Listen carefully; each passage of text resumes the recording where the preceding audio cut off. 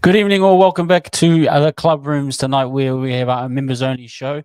But everyone's welcome to watch, obviously, and it's time to just get into some comments, some questions from our members. Feel free to fill up the chat, all of our members that are in there, with some questions or comments. We can talk about it tonight. But everyone that's watching, if you do want to become a member, we have membership options with our reserve grades, which gives you opportunity to jump in tonight and chat with me and Ash at times. And also for our first graders with our WhatsApp chat, where you get more detailed analysis and discussion amongst your other peers, and also video analysis, those types of things as well, and super coach competitions and that type of stuff. So if you want to become a member, you're more than welcome. But great to have all of our members in tonight. And while you guys are coming in, please hit that like as well and subscribe. We're just going to get into everyone here. Welcome in, Team Mackie. Kia ora, kia ora. Best start since 02. Wow, if that's an omen or what, that is a great one. Tēnā koe, Hosea. Ai, kei te pai ahau, pehana koe e hoa. Peha tō wiki, te timatanga o tō wiki. Daniel, let's go, lads, up the wires. Yes. Wow, yeah, thank you, Killer. Thank you very much. Rose, hope you're doing well. Hope you've recovered from a big weekend. But it was a family. The Mick kid, yes, bro, he's been doing absolutely awesome. And Killer as well. Guys, yeah, come in. I'm just going to start off with a video. And actually, this is something we talked about live on the watch along, but also Rose picked it up. Shout out to Rose as well. And it's something that we should have a look at. It's something actually that SJ pointed out actually as well. And he's got a far more detailed analysis, obviously, being the GOAT that he is, and the way he explains footy. Obviously, encourage you guys to watch those TikTok reels or Insta reels on the Play On Sports show. Breaks this down, but we can look at it as well. And again, it comes back to those pinpoint accuracy kicks from CHT and Pompey. There's a few factors in this how this works. It's either Ali Leotoa, it's a Pompey, someone with a bit of height that has a jump on them. So there's a few factors here, which I think is we should look at here, and something to be mindful of. Again, you go CHT, the man of the hour. Just notice little Gutherson in the background here, and what he kind of does. And I think this is kind of a really good way to kind of see how teams are not addressing this or not even looking at it, or how they're dealing with it. And is it something that we can continue to go to? Are they able to cope with this in reality? Maybe not. But the placement for me is fantastic from CHT, as always. Pins it right on the center. And also, if you see, Sloan has to come in. So they're going to use Pompey does well to kind of get into his stride. You see Pompey kind of goes out then in.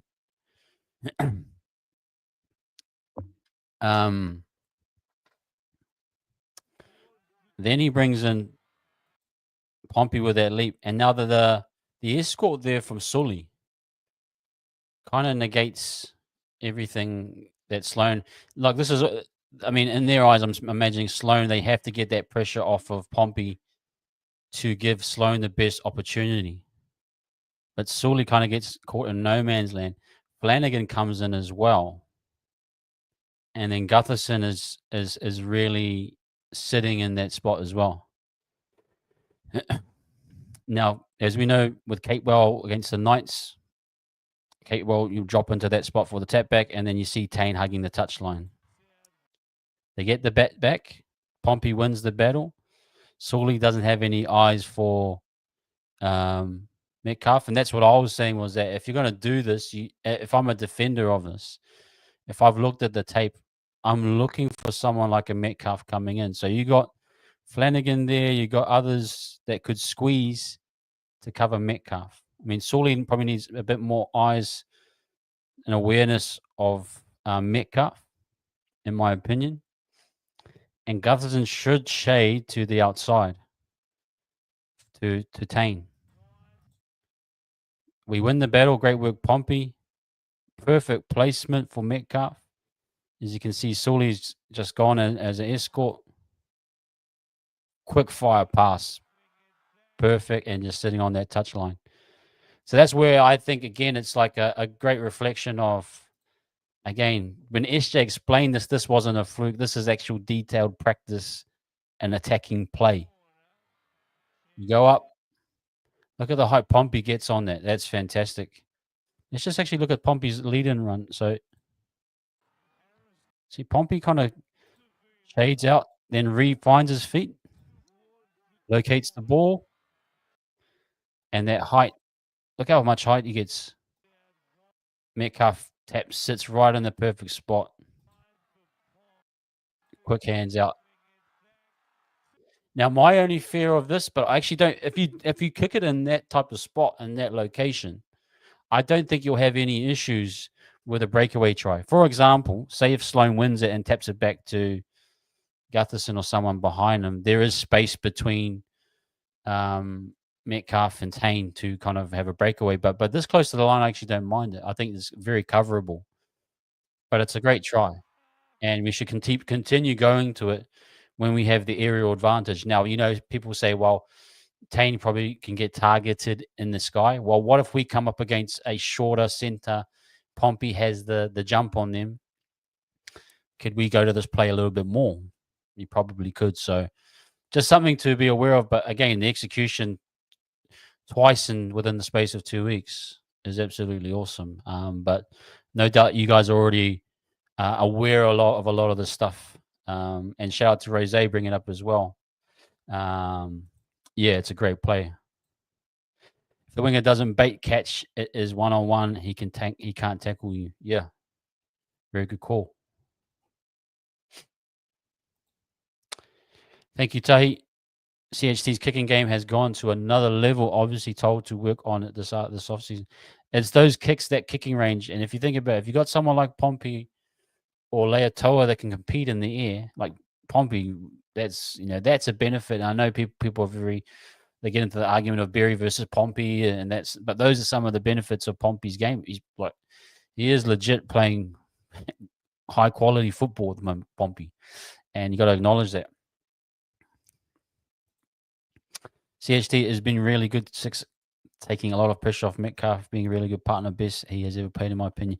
This is something that I've always talked about, was the reason why CHT had to be the partner of Metcalf, is that you wanted someone to alleviate a bit of the pressure off Metcalf with decisions. I always talked about, as a young half, his first time as a full-time halfback, getting used to making 100 different decisions or 200 different decisions a game can be difficult.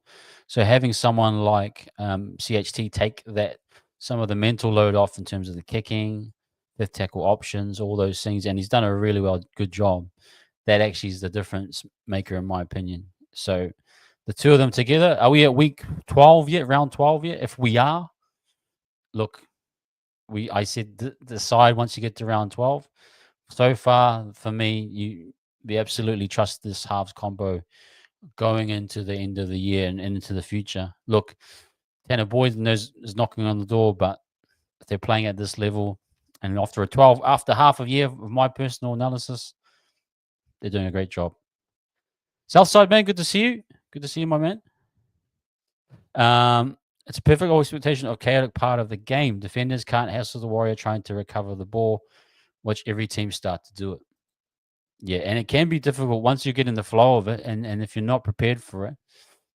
Definitely, I think this could be go when we play the Raiders. The backs aren't the biggest. Yeah, you could go to Moko versus Pompey. Absolutely, I think teams will start to be more aware of it. Then again, though, if their winger hugs the touchline with, see, it's a bit of a catch-22, because that plays almost like a pick and roll where there's always options off of it. Say, for example, actually, let's just go back to the video.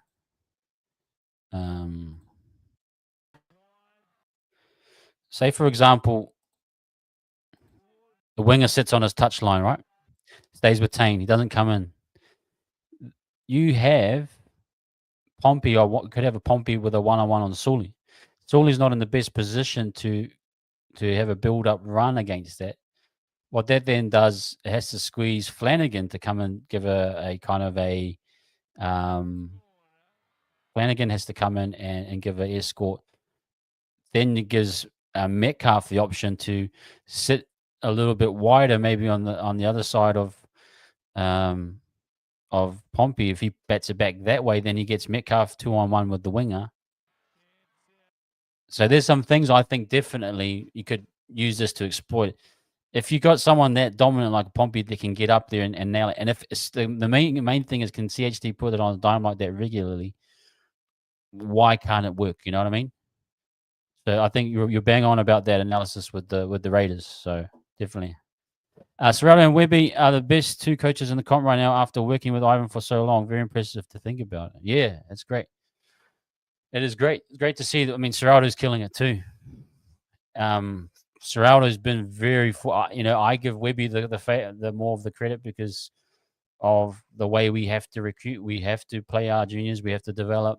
We don't get the star signings. Gus Gould is always using his power to get the kick outs, get all the stars, the Burtons. He's targeted, specifically Panthers players and Crichton. He has that access. We don't have that access, although we've had Fish, but we've lost players as well. Webby, you got to say, is working miracles compared to what Serraldo's offered, being located in Sydney, having Gus as your kind of head of football.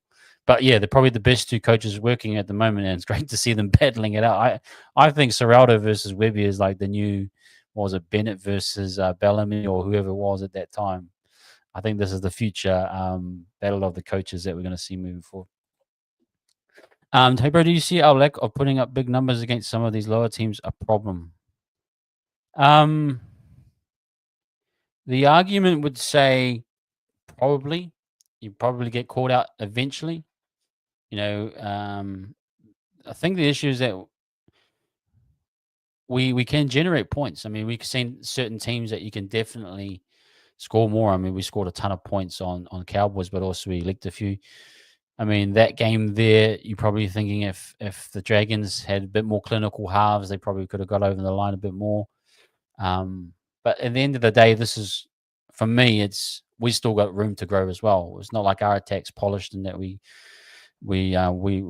complete.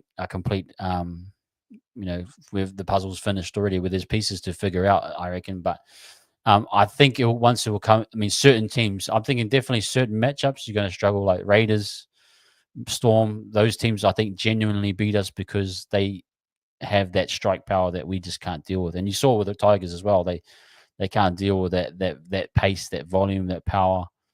Those more physical teams, I find, are a little bit more like physical and athletic. It can be quite hard to deal with. But I was really impressed with that one against the Dragons. I thought far out we don't usually win down there. It's very hard to win. But yeah, definitely. Xavier Sage has been struggling this season since his good game against us. As D is shocking, we would be target left. Yeah, definitely. Don't sleep on Wolf. Yeah. I wouldn't sleep on Wolf. Wolf is starting to build up. He's starting to grow into his own as well. So no, definitely. And we'll see that GT this weekend. Kicking 2 points instead of going for the try is an annoying part of our tech strategy. It kills our momentum in every game. It is, yeah. If you think of it in terms of football is kind of pragmatic. The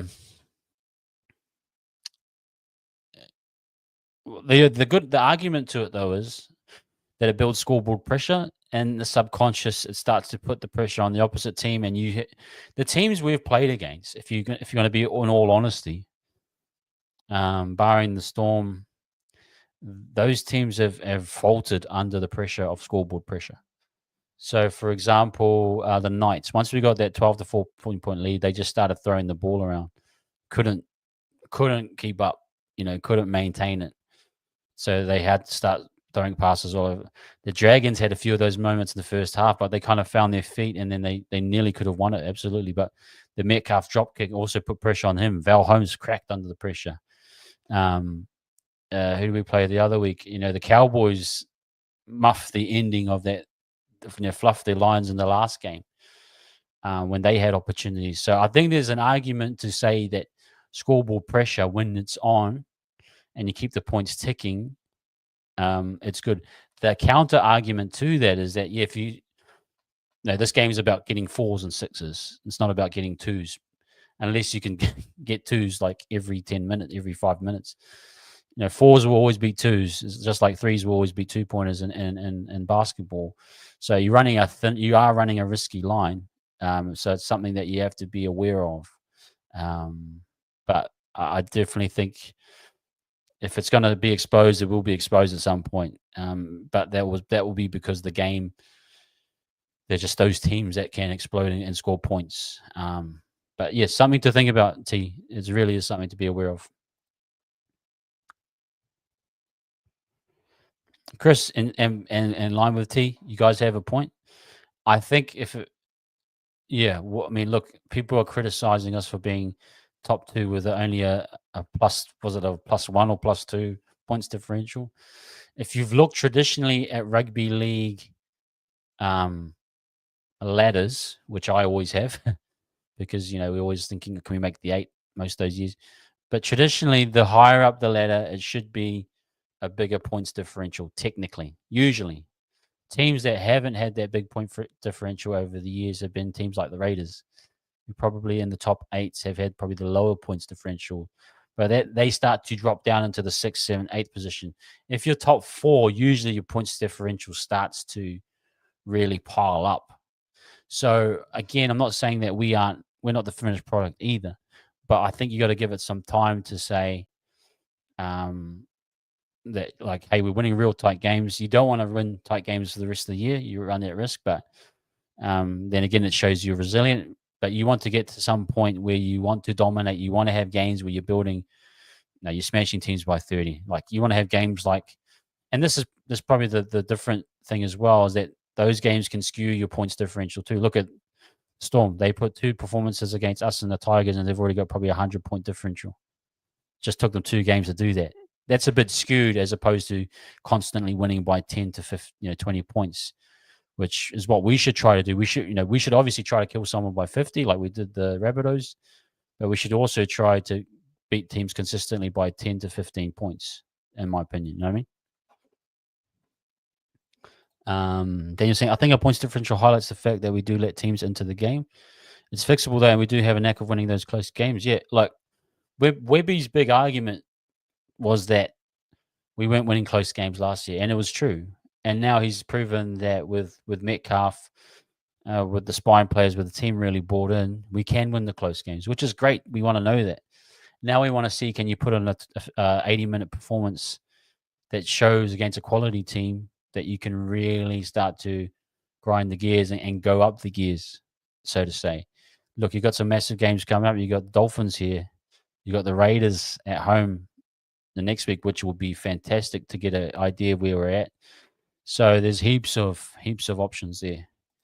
Tony, thank you for the $10. I know you've been always a massive supporter of Wires Up TV, and we do really appreciate you. Keep doing what you're doing, my bros. Thank you, Tony. We really love you, man, and appreciate your support as a channel member and your super chats. They help are definitely our channel to continue to grow, and we appreciate you, bro. SMH, Shen, good to see you, my man. And SMH, good to see you, my bro. Hope you're doing well and you're part of Queensland.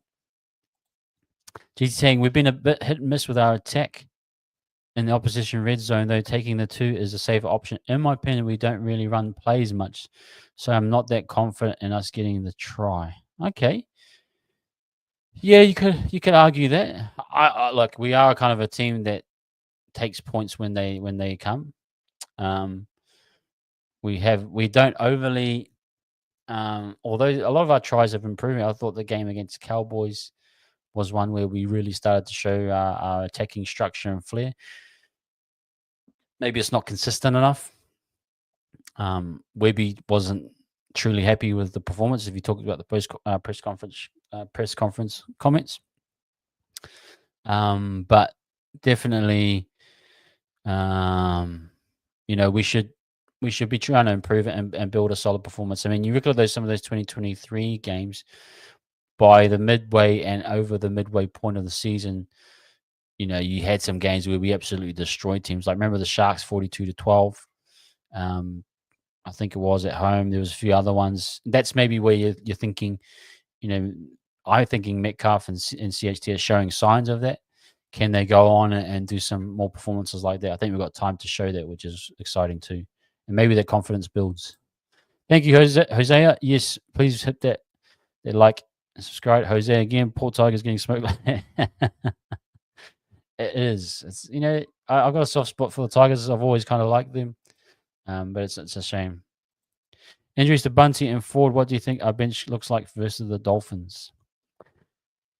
Look, I've had these discussions where do we start to dig a little bit deeper into the well? I'm not sure if JFH is ready. It sounds like this week was the date. RTS brings that back, probably pushes in Capewell a little bit more. You start to get a few more options.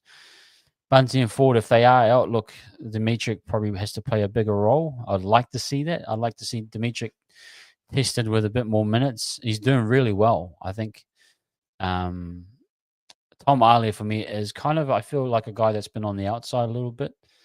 I'd like to see how he goes. I haven't been fully tracking him in Cup, but I've always valued him as a player. If he's injured, then obviously not. But look, a tennis style Smith, who from reports was close to the debut in Christchurch. Could he get a run out? I think he'd do a wonderful job. Laban for sure will get a bigger role. You could go Laban to back row and push Marata on the bench as an impact. I don't think Webby's quite there in terms of trusting Laban. That's okay. Leck is obviously playing a starting role now based on the injuries. So, yeah, you may be looking at a Tomale. Even a Sam Healy would be great. I thought Tamari was good, but I think depending on how the game's going, it nullifies his impact.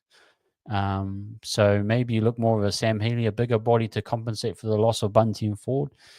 There's a few options here. Like, we're not bereft of options. We just take exactly who we've got in Cup, bring them up, give a Tanner Styles Smith an option, give a few other boys to go. Like, I think that's the part of why we have development,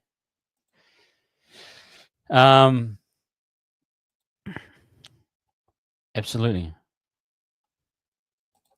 Something I've noticed this year is how momentum is really hard to stop teams going on runs. So the fact we are holding on is really good from us. Yeah, I was big on the defense, that 10-minute window against the Cowboys. I thought was some of the best defensive scramble defense I've seen in a while, Chris. And I acknowledge the boys in that sense. And I think definitely looks like something that we should add. We should add to our CV that we're defensively resilient. Once the bodies start to break down a little bit, like, you don't want Marata out there for 80 minutes like he had to. I think that was a bit concerning. So there's things where you don't want, you don't really want guys playing roles that they are not used to for a long period of time. Barring Lecco, I think has been fantastic, playing all 80 minutes and playing comfortably. It doesn't look like he's really tiring, but there's certain guys you're thinking struggling. That's when you just have to trust in your depth a bit more. Maybe Sam Healy comes in, and maybe it's Tanner Style Smith comes in. We need some fresher bodies. I think Egan's been playing fantastic, but is that sustainable? Does a Lussick come in, giving you the option of a dummy half, and he's working on being a prop, so maybe that's another option there, and then maybe you don't play Healy. So I think there's some things Webby has to really consider. Time of season, we've done super well. I don't feel like this is a massive injury crisis compared to what it was last year. I think the boys seem to be quite fit. I'm impressed with Egan in terms of playing 80 minutes. Remember, we've had him for the last 2 or 3 years. He just could only play 60 at times, wasn't quite there fitness-wise. So it's great to see him being healthy, knock on wood. But yeah, definitely slowing down runs. I think you have to consider at some point rotating the players a little bit to keep them fresh if you're going to continue to be defensively resilient like that. Tahi's saying main concern is repeat sets. Yeah, we started to pile on some. I think what we're doing really well on the counter side of that is that we're getting 60 gains quite well as well. And I know a lot of people, Aussie media and people, starting to complain about us being given the most 60 gains and getting the least 60 gains. Look, I think in this situation, we are probably one of the most defensively disciplined teams of the season, and that's probably a reflection in the table. But we are, I think, strategically targeting 60 gains in terms of we're willing to play the long game. we're willing to play if we're taking on the goal line, the other team's goal line attack, instead of maybe shooting for the set play to score the try, we're actually triggering the 6 again part. So Egan's either pulling a marker that's not square, getting the 6 again. Aaron Clark's, we're generating 6 agains on the goal line in different parts of the field that we're being real super patient with our attack and then letting the openings open up when they do open up. So I think there's some evidence there from what I've seen that the boys, I think Webby's either said to them or they've figured out that generate more 6 agains in the long run produces more fatigue and we're able to break down teams for longer.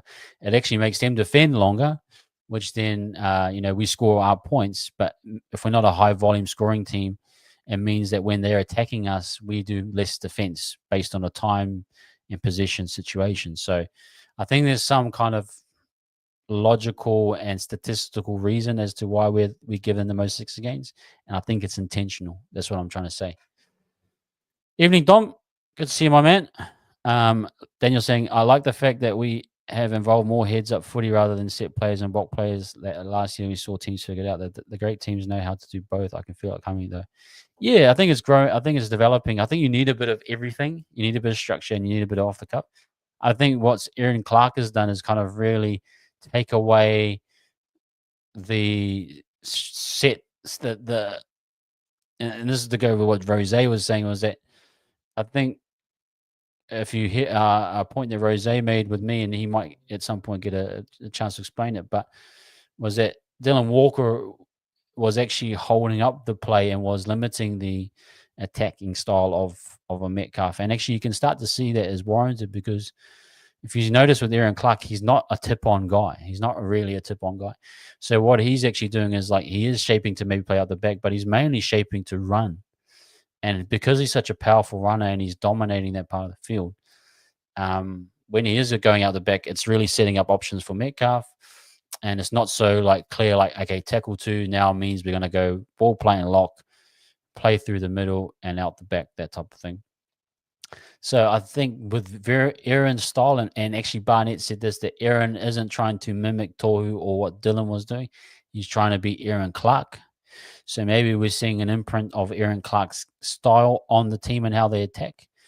But more importantly, I think slowly but surely, Aaron's figuring out how to implement and know when to pass or know when to run in his own way. And it's been very effective. So I think that's kind of what I like too, Daniel, is that you can't predict. It's not as predictable as what it was last year. Our goal line attack has completely changed in many ways. So, yeah, I saw that one, Jay. I saw that one for sure. TSS is 21. I think he's 1 or 2 seasons away from being a regular middle. He's very good, though. Yeah. Well, again, it's one of those ones you'd like to see at some stage. But how does Webby go to it? I don't personally like moving guys around all the time to compensate for you not wanting to bring a development player in. I get the idea of it. The guys seem to be okay with it, but losing Bunty and Ford means there will have to be some. You'll have to bring in a like for like. You can't just move a guy around too much. For example, you can't move Catewell, to the bench to accommodate for Ford or something like that. So there's some accommodations that will be made. Especially if you're going to play. If Ford is out, Bunty's out, you're probably going to move Marata in, which means Catewell's still on center. If you keep him there, you might have to bring Laban in there. Then you need to find a replacement for Laban. Not sure if Ali is actually fit, but if he is, bring in an Ali. Maybe bring in a Healy again or a Lussick if you're wanting a bit more middle forward, but a little bit of hook option to replace Egan if Egan fades again in around the 60, 70-minute mark. So, yeah, and Vaimong is playing great. I think he should be. He does. He does have that wheels. He does. Look how far we've come though as a club, eh? We notice now one unforced error. Remember how many our guys, everyone, but mainly development players would drop maybe 3 or 4 a game. It's crack up that we're actually complaining about one error a game, which is fantastic to see that our club's kind of changed from if anything, you want to acknowledge Webby that the football he's brought to Mount Smart has absolutely killed us playing with so many errors and drop balls and fitness that we as Warriors fans, we're used to guys dropping the ball guy at least 3 or 4 times a game. That was normal. Whereas now we're seeing maybe 1 or 2 errors a game, or you get so upset now that Vaimonga or Jackson Ford has lost the ball once. That looks out of the norm, but we're used to being a team of like 15 to 20 errors a game. It's crazy. That's the influence of Webby. That is absolutely the influence of Webby. Jazz, but title Wildfire here and just dropping in to give some love you, brother. Thanks for popping in, man. Really appreciate you. And thanks again for your analysis. If you don't know, Jazz went to watch the game at Wynn Stadium, and I asked him, like, a lot of the media have been asking, are we playing a clean game? About the six against and the six against.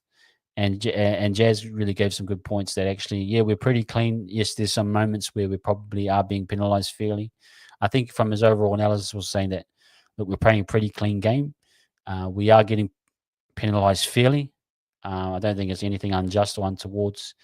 But I think he's saying that we're in a good spot, which is great to hear it live. You want to hear the people watching the line speed and all those movements when you can't see all of it on the camera. So appreciate Jazz for being out there. Teammate Freddie Lester got a hat trick playing proper New South Wales Cup. I think he'll get the call up unless Webster really enjoys tomorrow playing middle. Yeah, that's what I'm saying. That Freddie's probably a better option, a safer option to help alleviate that loss of Bunty and Ford. Unless you bring straight in Ali and Tal Smith, then you probably play Healy, but definitely I think so. And yeah, probably takes Mighty out. Who I didn't mind actually. I mean, it's obviously it's not a natural role for him, but I didn't mind in the sense that he could actually do it. Not for a long period of time, but and then he came on. He kind of squared the attack up a little bit, which was cool to see. A different style again to Aaron Clark, but you start to see Metcalf start to get on the out the back options a little bit smoother. So there is an option there, but you're probably saying how we're playing right now. You probably do want to carry a Lussick, that type of thing. Dom saying Marata was out of gas, too many minutes, perhaps really contributed to our right hand side. Yep. Bone Camper watched the game again. He would have lost without him, to be honest. Yeah, Catewell was awesome. Catewell was fantastic. Thank you, Tayyah. Hit that like, people. Let's get up to minimum 50, please. We want to get to 100 if we can. We've got 119 in here. If you can all hit that like, we get up to 100. Appreciate that. Yeah, Buzzman, you're bang on. Like, once we get that full strength team, it's going to be great, man. Shout out to the Tigers fan on Twitter who hates us only to watch us. Hey, man. Razak, yeah, he might be back. Fantastic. Ali is fit. Wonder if Vladimir Toyova gets a run. Again, for me personally, I know Webby calls he's calling the shots on when to bring the development guys in. I love seeing a development guy come in. You looked at what Pacific Tonga, what he was killing it in that second wave of attack in that second half. He's an absolute unit, isn't he? But it's good to have a development guy come on and you start to make an impact and start to grow into the game. You start learning a lot about them too. I remember when Dimitri came on the scene and one of his first matches was Penrith at Magic round A, and he got into a fight straight away, got 10 in the bin. But you love the energy. I love that. And then Lecker, when he broke away on the Bulldogs on the outside and nearly scored, you start to see it brings life to a team that if you're so used to watching the same lineups every week, you kind of don't get many surprises after a while. But it's nice when a development guy comes in, like Paulie Roach at Magic Round. I thought was really cool. A lot of those younger guys, Tane when he broke on to the scene, like it's great to see young guys come through and make a mark. So if Idemir Toyava comes in and has a go, you love it, man. I love it. But yeah, I trust in Webby. Definitely. Mad Dragons. I love our man, Mad Dragons. Fire up, Dragons fans. Yeah, he's great, man. You're just so bright, man. Exciting to be a Wilds fan. It is. It's not like Gannon because he's quite a big body, and I think we lack a little bit of depth in the middle. Yeah, Gannon will be the difference. I think Gannon will, from what I understand, what I'm looking at it now, he'll be that utility option that was what Suriname was, what Walker's been. He'll be there, I'd say. He's played 6. He's a ball player. He can run a good line. So he'll either win a starting back row spot or he'll be off the bench, I'd say. Really don't like TMM off the bench. He's a 6, not a utility. We have to move CHT to hooker, and Healy is a gun spark in the middle. Yeah, I know people don't like that, and I don't think it ultimately worked, to be honest. I think it was like we were in survival mode, and he had to come on just to alleviate, Egan or whoever it was at that time. But I felt he did the best of what he was capable of, but it wasn't the best option in my opinion. Probably could have gone to Sam Healy, and even if Egan was on, you can get Sam in and around the ruck. You can get him one off the ruck too, taking a carry, or you could do that with Lussick as well. But again, there's Webby. I'm not sure why he didn't pull the trigger again. And from I think there was people that made the point about the interchange that Webby wanted a backline cover and he didn't naturally have it within the team. So I think that's why he went with that option. It could have backfired massively, but we got through it in the end. So it is what it is. But yeah, you got a point there. Where's RTS and Teopuki play this week? Look, man, I feel for Tane. He may drop out naturally. The thing for me though, Tane has been really great, man. When he's filled in, like you said, he's a footy player. He knows the game. He understands the timings of it. You saw a lot of shakiness with Dallon's defense at times. Now you don't be too critical of Dallon with the edges that he's got, but he does have tendencies to sit in the defensive line. He's not as active as what Tane is in terms of, he plays a bit more passively, plays for the intercept. Tane is more of an active jammer, in my opinion. But I hate to see him drop out. But there is a natural, depth chart, and usually when the guy comes back, Webby puts him back in. So it probably means that Tane will probably drop out if RTS comes in this week, and that's okay. That's part of the job. Guys like Pompey and they get moved around all the time. But I really, if that does happen, if Tane does drop out, I want to give him a massive rep for the last 8 to 10 weeks that he's played. He's made a big impact, especially on a winger position. He's not naturally that good in. Many thought he'd get targeted, and he has been targeted at times. But he's survived and he's excelled. He's still able to give you massive carries. He finds little creases in the defensive line that others can't. He just knows how to direct his body and movement. He has those line breaks. He knows where to sit right in the spot. He knew on that tried to sit on the wing. That was his job. He didn't get too excited and come in and try to be a hero. He played his role. So everything he's done, he's completed his assignments. Again, when people see him jamming in at times, that's not him being solo or risk taker. That's a system. That's a systems thing. I think he's doing exactly what the system's telling him to do. So for me, he's been very professional. And I don't want him out. I mean, I rate him over at times a Dallin or RTS. I think he's a footy player. But you're going to go to RTS. Those are the man that you've invested in. Again, different type of style. But like you just never know. Is durability is best availability in the NRL? Guys like Pompey, we always talk about them, playing cup. How much games has Cups has Pompey played in the last 3 years? He's almost played nearly every game for us, and he's not the starting centre or winger. So your best availability, is being available. Best ability is availability, and I think Tane more quicker than not will be back for sure. That's going to be massive. I can't wait for that one specifically. Can't wait. It's the era of the hyphenation, man. It is. Hey, Ted, good to see you, man. And good to see you've become a channel member, man. It's great to have you in here. Golfing Tane will stay on the wing. RTS will play in the centres next week at DWZ. Ted, you might have something there, man. You might actually have something there. Barnett's signed for 2 more years. Wow.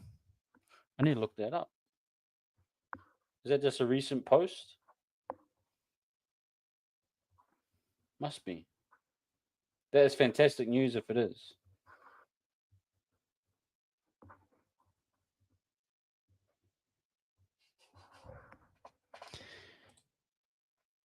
Healy and Lussick need to be rotated in that 14 can sub for Egan and Clark. Yeah, definitely.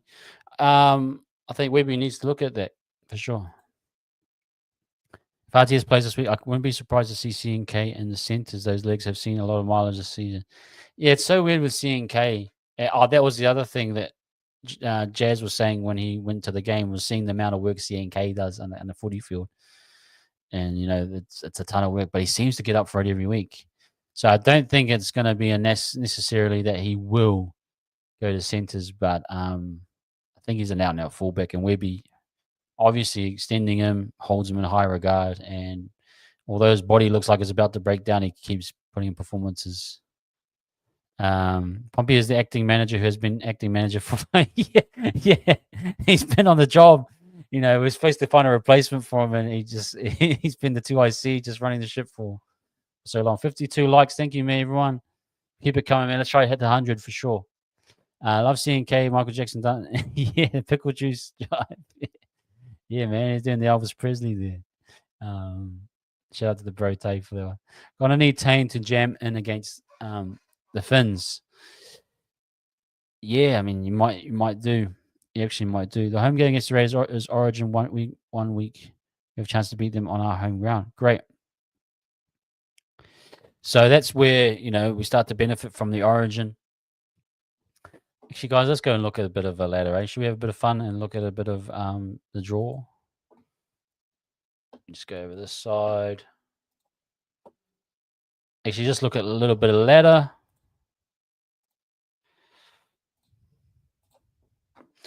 Let's have a bit of fun here.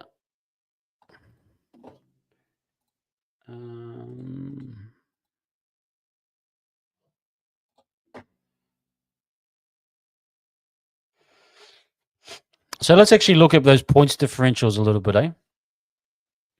So you got Bulldogs there, 106 differential, so 244. I mean, that's not how many games played is it? Same amount of games. So yeah, they are at a bit of a higher clip, and defensively not leaking as much. We've leaked 50 more points. That's probably that one Storm game, right?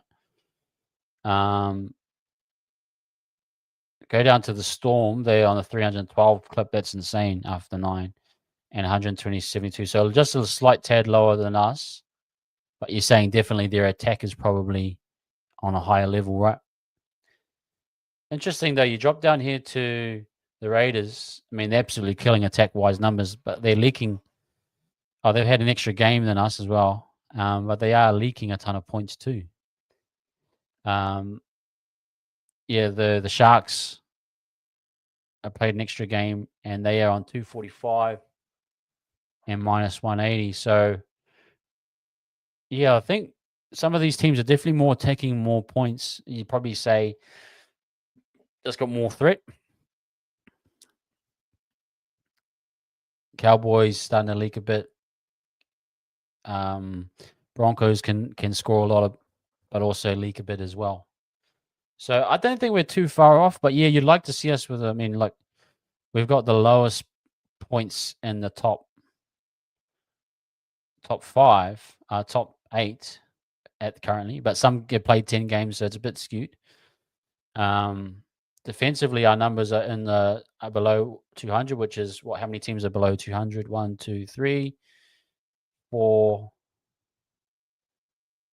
5. The Knights, Knights are just it's done. Let's go to our opponents, the Dolphins. So they've played 238, so they can score at a high clip, but they can also leak at a high clip. So this might be another high-scoring game, should we say? Let me just get into the chat a little bit.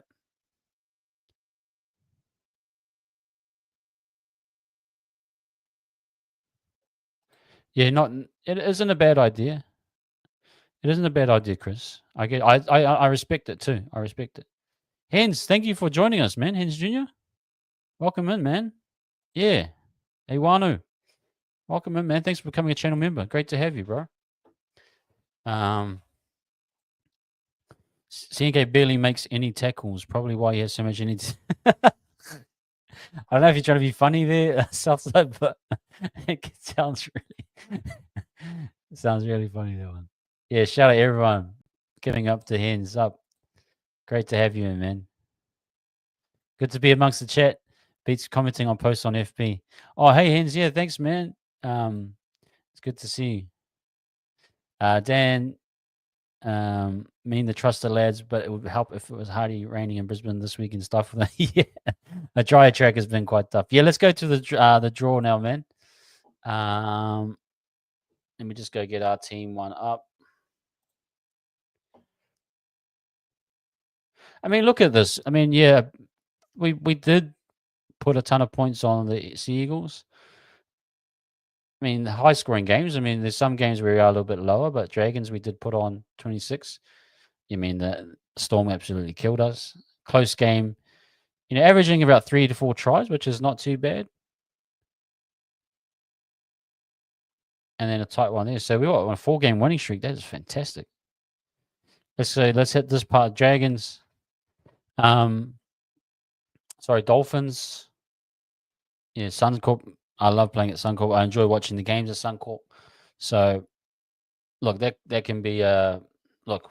We might be at the end of our run. You mean we've come off 3 away games. The travel might catch us. Then again, I'm proven wrong every time. Just quickly in the chat, guys, chuck in please for the Dolphins Raiders, Dolphins v Warriors. Who wins? Are you going Dolphins or Warriors? Just type in the name of the team that you're going for. Just give me a realistic one. Like, just are you thinking like the Dolphins going to win just because we're tired, or do you think we're actually going to win it? You know, you try to be. I know we get passionate about we win every game, but if you're thinking about the style of win, so South Side's coming here, Waz in a close one, another. That would be what 3 close ones in a row, and 4 close ones out of 5, which would be GT going Dolphins. Yeah, you might see that. Hey, you might see that. Look, we had a tight one, Dragons there. Again, another close one. That close one against the Broncos was real super tight. Love the confidence, Tahi. Yep, was by 4.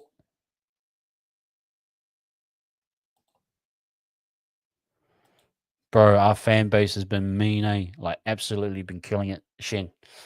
I know Ash is actually going out there, so if anyone out there, again, if they see Ash, give him a high five, go say hi. He's going to be at the game. Yeah, we said we'd be happy with 2 away. We went so ahead already, 7 more to make 8 based on the last 8 and 9 season, more in the 4. Wow, that's crazy.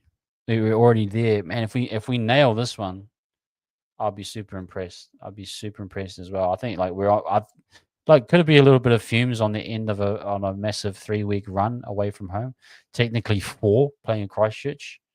We haven't been to Mount Smart in what 4 weeks, 5 weeks, which we've done well to nail that part of the game. Then saying I think we'll win this weekend. Realistically, have more disciplined style of game. Yeah, the discipline has been helping us, man. It's been winning us get matches. That's a tough one, Chris. Because I would earmark the Raiders at home, but it could be a banana skin when you look at it, right? I mean, let's look at the ultimate positives. You go there, you win, and then you come home and beat the Raiders on a Sunday afternoon, which would be fantastic. Rabbitohs could be a banana skin. You don't know. You really don't know. Sharks with AFB, wanting to, we might actually win that Sharks game. I'm starting to think we might be winning at Sharp Park. Ted saying, I got a feeling that it's going to be a high scoring game, but I think we'll have the resilience to get us over the line. Yeah, well, like I said, if we went back to that ladder, the points that the Dolphins are piling up is a ton, and I don't think we'll hold them out. They've got too much strike and speed, and Katoa, if he's playing, is absolutely fantastic. They'll have a lot of strike. Yeah, the Rabbitohs game's giving me a little bit of nervous vibes. 2 Whale Rider.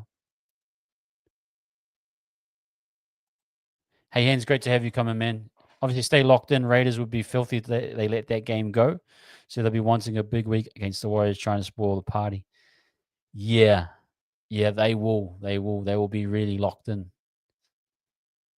But if you want to prove something at home, definitely Raiders at home.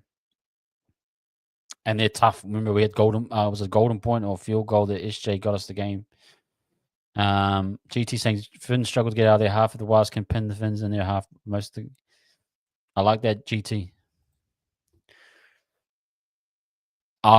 Southside again. I'm really big on beating the Sharks. I love beating them. I know. So these 3 games right here, I'm like, I don't. If it's a banana skin against Rabbitohs, I'm absolutely fine with it. Can accept it. Would love a win at home. Chris saying we might lose. That would be a tough pill to swallow. I want to make Mount Smart a fortress as much as I can. But Sharks away, I would be earmarking and say, let's show AFB, bro. Let's give him those brownies, those cookies. You know what I'm saying? Let's give him some of that baking that he so desperately needs, and win that game away. And then we hit the bye. Holy crap, man! That would be a monster run. Just going back up, guys. So I'll get to the comments soon. If you beat Dolphins away, it's crazy. If you beat the Raiders at home, banana skin there, maybe against the Rabbitohs. And if you beat the Sharks, then you go into the bye, man. That's what that would be 8, 9. Banana skin lost there. 9-3, 10-3. Crazy times, man. And we've still got a whole bunch of the season to go. Anyway, I think that's enough. Let's not get too excited. We know how these things can go. You start to think that, don't you? You start looking at the ladder and the draw. You start thinking, hey, I think we're going to win every game. Max played on round 13. That's huge for us. Yeah. Look, guys, just want to quickly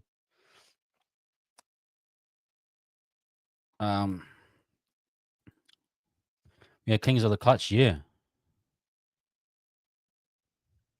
Yeah, Sun Young, you might be right. This is where teams really struggle. And I agree with what Gus was saying. Remember, Gus was saying in one of his videos that he asked the players who's the toughest team to play against. And he said the Warriors, bro. They said the actual Warriors. And like, we have always been a soft touch. We've always been an easy team to beat historically.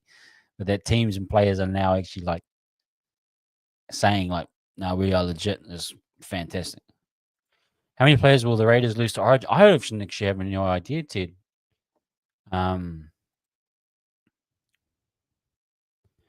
Yeah, definitely, Dom. Definitely. I think if you get this one at home, great, man. It's absolutely. Sorry, get this one away. 3 wins on the road is great for us. And I see the other side of the banana skin. I think Raiders home game, but their game this week against Dolphins is my bad. Yeah. Nicholson out's good for us too. 6 a week. I got to trade him out of my Boomer Supercoach. He's been pretty good for me. If the Sharks beat it, I'm going to set some.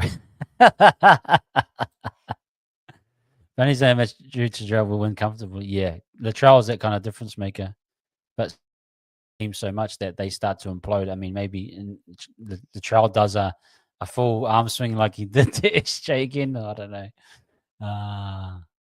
Levi, who's your fullback for New South Wales? Oh,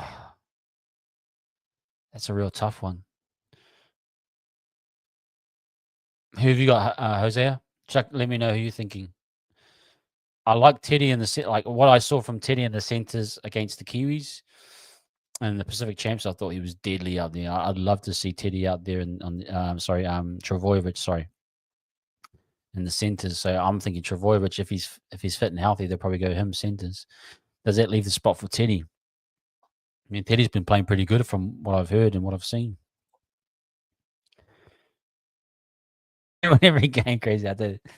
Yeah, that'd be crazy to go what 20 and 2 or 22 and 2. Oh, right, that'd be one of the best seasons of all time. Shout out to Gus, absolutely. The thing with the Raiders, they are a highly emotional team. Ricky gets them all worked up. Sometimes backfires for them. Always funny watching. Yeah, but they can score points in short amounts as well, which is scary. Probably Ted. Yeah, Pep. Actually, don't think of Peppenhausen.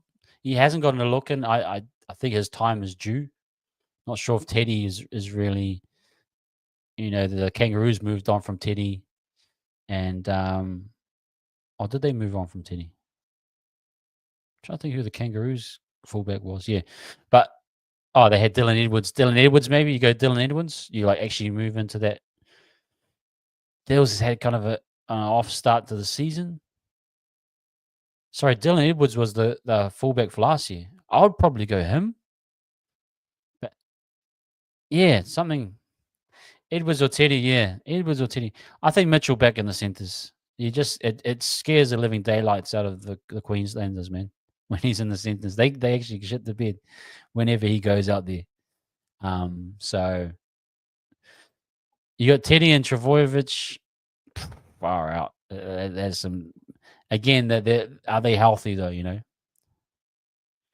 I think it'll be Edwards, but I do wonder if a lot of Panthers playmakers make themselves unavailable. Far out. Would anyone ever make themselves unavailable for Origin? I know they do it at internationals, but that'd be crazy. Then say dropped out of the top 1,000 in fantasy this week, hoping for a massive game from my starting half. Man, top 1,000. You're absolutely killing it. And my man Hosea as well is killing it, and I'm sure in most things too.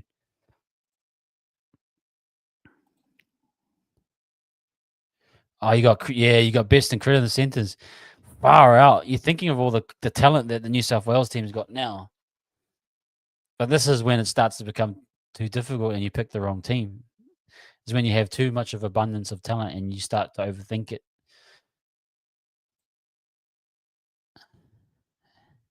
Yeah, that would be great, Dom. That would be great. Mitchell was the best centre in the game when he has the, like I said, he just scares living daylights out of Val Holmes, anyone. They just can't deal with him.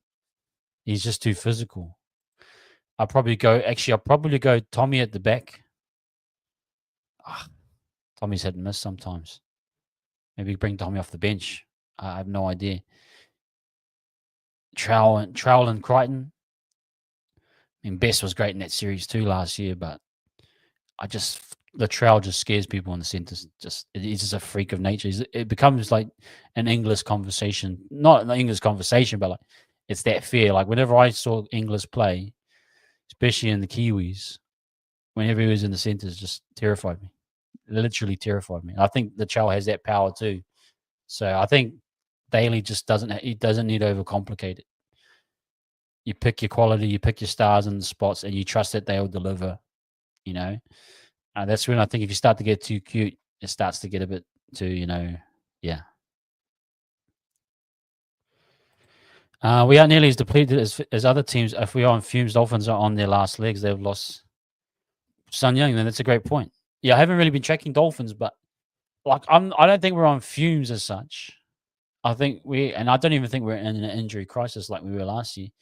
But I think you're gonna get to a point slowly that you do need a little bit of a fresher, just a little. Like putting a Healy on the bench, putting someone like a Tanner Smith, just someone with a little bit of freshness, just to bump the team up. Remember we had, Lecker on the bench, and he bring that impact. We're kind of at the point now that we're starting to lose impact off the bench. People that are coming on aren't taking us to another level. So I think we need to keep the bench fresh more than anything. Keep the bench fresh to bring on good impact. So I think that's where we'll be more than anything. Doesn't need to rotate the starters. It's more so bringing on the right impact to kind of, and that probably is a Sam Healy, to be fair. And great point. There should be no excuse. I just think you should be preemptive when you need to be preemptive. We'll just wait and see. We need to wait and see. I think I have no idea how that works, Hens. I know in terms of that they should be some teams earmark it already and say we're not going to play them after Origin. Some teams do. I think the Panthers have come out and actually said that they are going to not actually play them, which is, I think, what some teams are doing now. Edward Carrez, Critter, Best, Mitchell. Yeah, I'm not too sure with Mitchell on the wing. Could well be, but yeah, I mean it's a tricky one, eh? Daly just needs to I can't believe he's a coach. I thought for sure his time was done, but it is what it is. No one stands out. No cleans the portal for that. Wow. Yeah. Okay, guys, I'm going to wrap up soon. I'm just going to finish these last few questions off.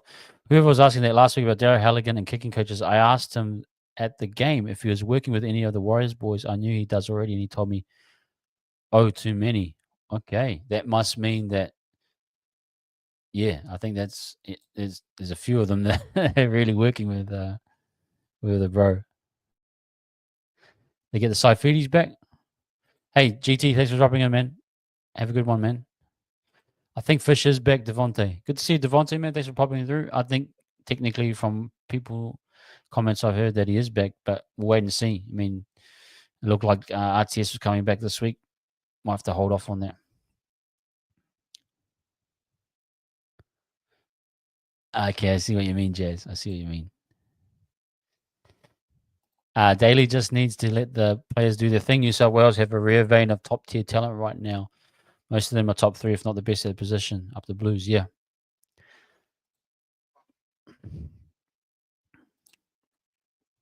Okay, Wheels in the centres this week don't want to tempt fate and have Lecker play 80 minutes 3 weeks in a row. Yeah, Sun Young, I think he's actually going all right. I think his body and he can play this kid. I think he can play these long minutes. I see where you're coming from, but I trust in the kid. I really think trust in the kid. Okay, Tay, thanks for that information. That's good to know.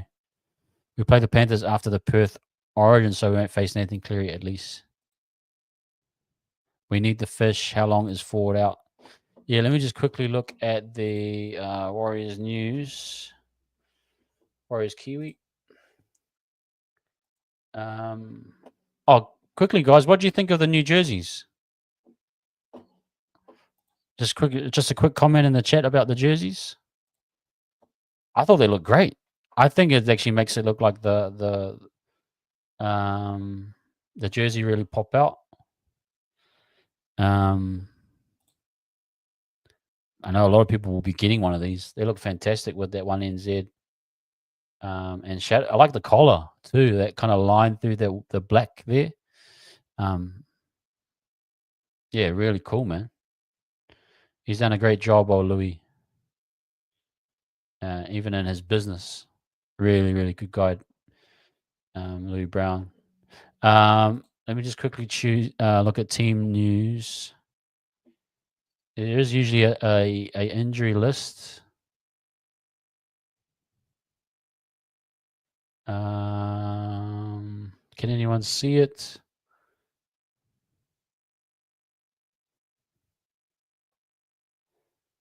There is usually an injury list. I'm not sure where it looks like,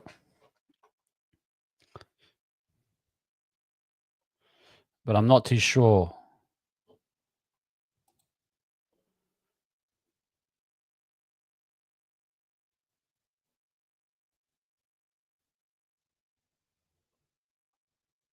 Okay. 11-day stand. Yeah, sorry. It was a thing, eh?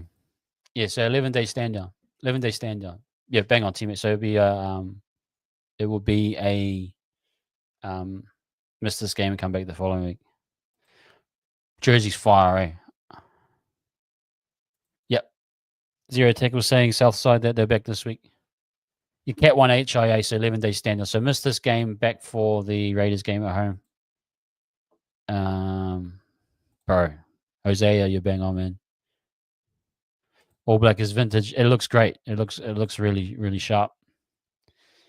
Ali back round 13. Thanks for that update too.